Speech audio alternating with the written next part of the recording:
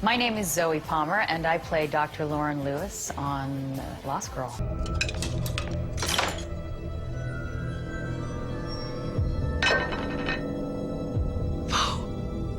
Where we leave off with Lauren by the end of season 3 is that, well, certainly before Dr. Taft comes along, is that she's kind of taken about all she can take, you know? She's been challenged in every way a person can be with the death of her girlfriend and having to share a beau and being treated like kind of a thing by the light fae for such a long time that she finally sort of, you know, has had enough, and not even in an aggressive way, but just can't take it anymore, you know. So she sort of finally decides to go off on her own, and I think that as she evolves into season 4, we're starting to find her trying to figure out if she can belong to that community anymore, and if she doesn't, if she can't, where does she belong? You know, she's so, like, it's so impossible for her to go back to being a human doctor now.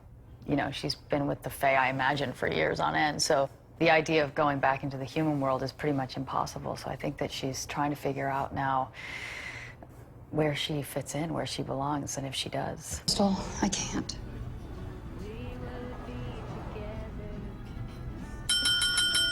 Break's over. Break's over. See? Unstable. It was fun to be, it was such a different look. Like, I would catch myself in the mirror every day, and like, I would always think that there was somebody else there, because it doesn't look anything like me. Just that wig changed it a lot. But I don't know if I prefer myself as a redhead. I think I might be better. I've been brunette before. I actually am brunette, but in real life. But I don't know. I think I prefer being a blonde.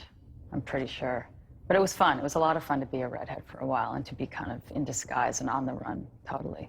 Lauren's been so connected to the Light Fae for so long, and even kind of on a mission to get Beau to join the Light Fae at the very beginning, under the direction of the first Ash. So the idea that she has any connection or loyalty to the other side is a weird position for her to be in. But I think it's about what I sort of touched on earlier, which is just her she's flailing a little bit, I think, right now, and she's trying to figure out where she fits in, and so she's sort of trying out something else. And I think that the idea of a potential freedom, even if it's with the Dark Fae and with the Morrigan, is something that's appealing to her right now, having felt so trapped for so long. The Light Fae have such a different feeling about human beings that although they feed off them, there's still a respect there. And I think the Dark Fae don't have that same respect. It's kind of, you know, they're just there to service the Fae, the human being world. So the challenge is, what does that mean for her? Because of course Lauren is human. So I think to work with them, knowing that they don't have the same regard for human life that the Light Fae have, would be a weird place to be, I would imagine.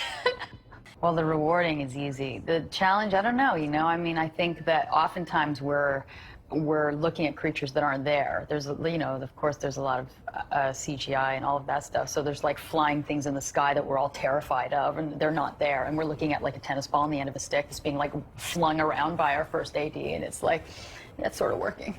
But yeah, so that, you know, just the imagination of it all in a way, like in a drama, you're having a scene, you and I are in a scene, and we're like, it's easy to kind of imagine because you're sitting on a set that looks exactly like it should. But on a sci-fi show, there's a lot of your own imagination that you have to kind of bring to the scene. The rewards are endless. I mean, it's so much fun. We get to play in Fantasyland every day at work. You know, it's like being a kid every day at work. We get to just play. I'm like playing with doctor stuff and like that I don't have a clue what I'm talking about most of the time. But so yeah, it's a blast that way. We're so grateful. We're so grateful that you guys tune in every week. We couldn't do it without you. That's absolutely for sure. And thank you for having our back and supporting us all these years.